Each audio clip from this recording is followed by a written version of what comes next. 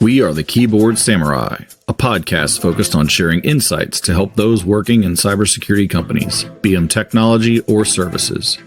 Each session, your host, Will Klusovsky, aka Will Clue, sits down with professionals in our industry to illuminate topics that will help your security biz, team, or self be better.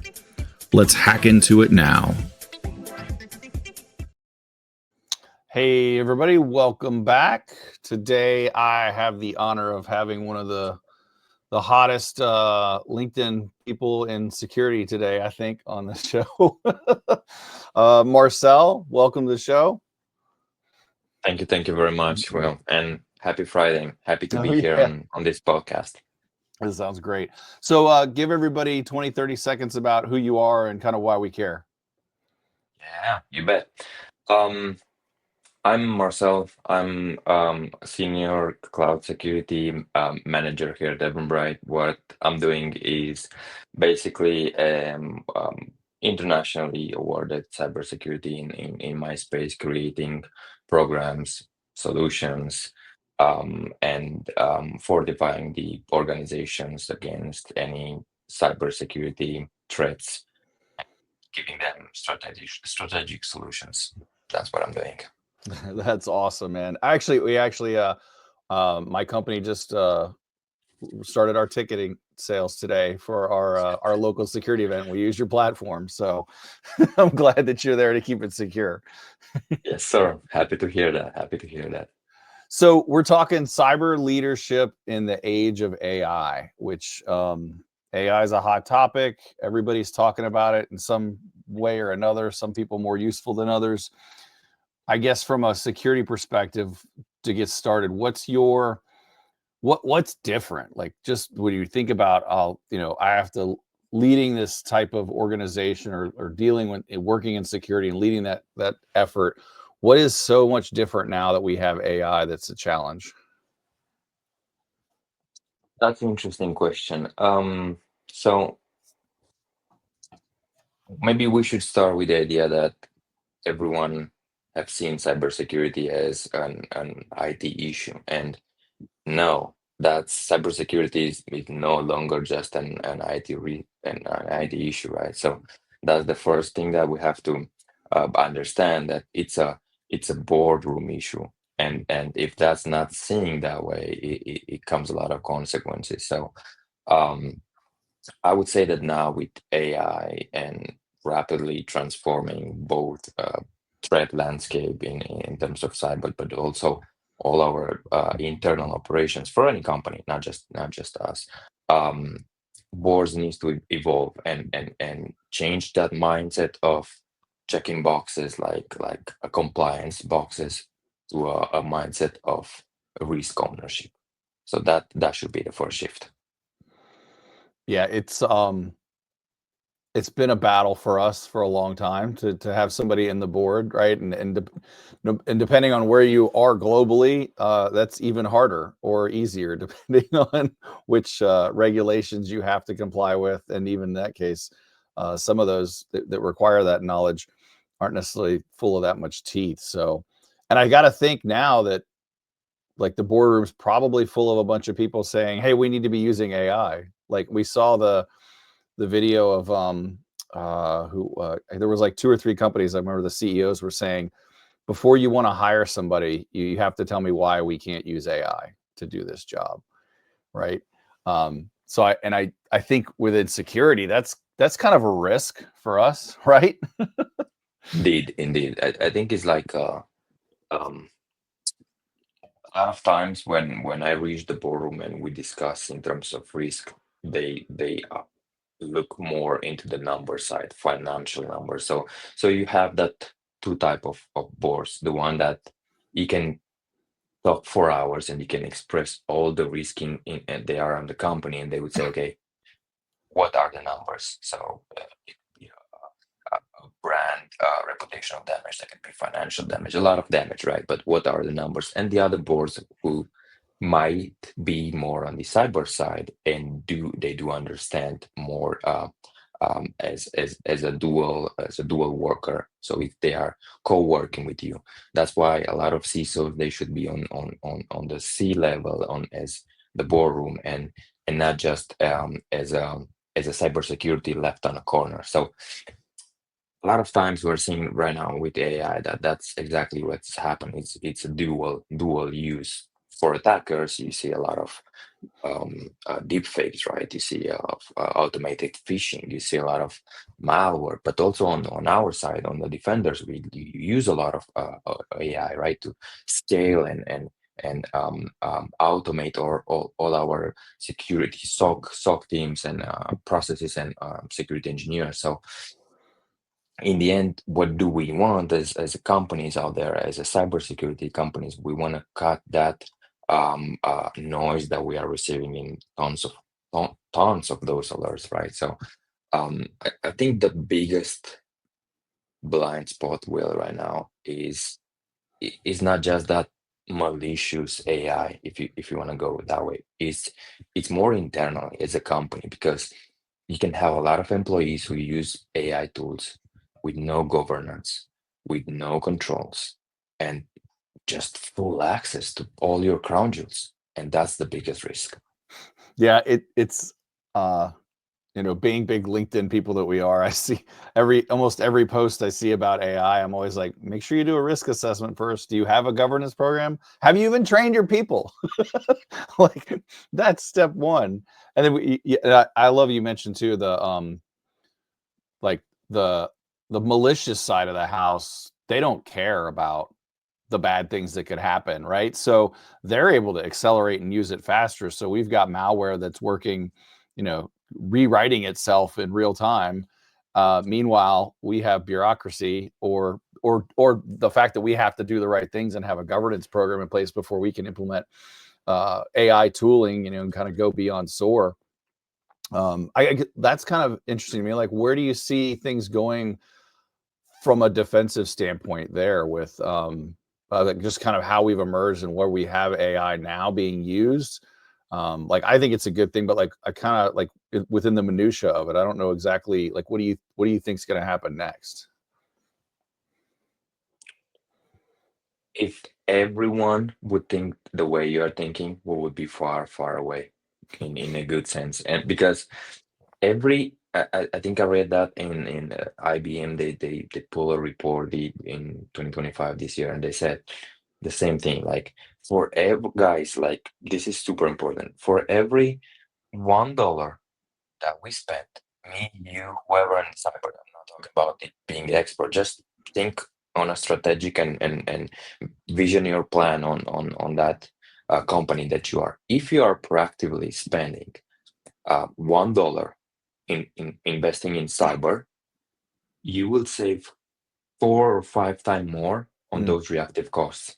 Because here's what's happening: you can handle AI power security automation. You can reduce your response time in governance, in GRC, on the SOC side, on the security engineer. You can do a lot of cut that noise. But in the end, what you want to make sure, if you're staying reactive, if you're waiting something to happen in order for react, you lost the battle. So you have to be one step ahead. So just invest a bit and you will see results in a second. And that's why cybersecurity is, as I like to say right now, is a business enabler. It's not a cost center like, oh, this is money. This is for your future as your company want to succeed. Because you mentioned in the beginning, how do I see the AI? I've been assessing a company the other day. I won't disclose that name, but they are SMB, and they told me, hey, we faced a big incident in our end. Help us. We had a look, and through a few investigation, we found out what happened, and it was because of the AI, and they had some junior developers who uploaded some code with AI. Everything is being built on their side with AI, and that code has had the secrets uploaded on Gen AI. So no bad intention on their end, but they didn't had any proactive guardrails on how to protect those secrets and code if they are building on AI, and that create a lot of issues. A lot of issues. It's funny. I did my bachelor's degree in information systems, which means I learned how to code in like 10 different languages and then never coded again. But they don't teach you how to code securely. And AI sure as hell doesn't know how to do it securely either. So it's interesting because it's those same. I'm hearing that like it's the same kind of things. Like we need to have conversations at the board level. It is all like I've been preaching for years. It's a business conversation. It's not a technology problem, right? Security is, like you said, it's a business enabler. It's something that you have to do. And I love that IBM report. Like, but I love to geek out on all the data points. Plus, it makes great conversations like this because then I can go back and say, well, you know, if you've got a really complex environment and you haven't spent any money on any resilience, when you get breached, Yeah. it's going to be really expensive, right? Because we've seen the data. And I know another one from Gartner, and that was all over LinkedIn, and they were like same thing. You can go like 30% faster on a breach recovery, and 25% or something like that on lowering your insurances as a company in if it happens a breach, if only if your board level has been integrated cybersecurity as from the first moment. From the first moment, if you're contacting them or you're thinking on them on the moment that a breach happened, then again, that's why a lot of businesses they fell. Yeah. SMBs, 90% of them are hacked, breached.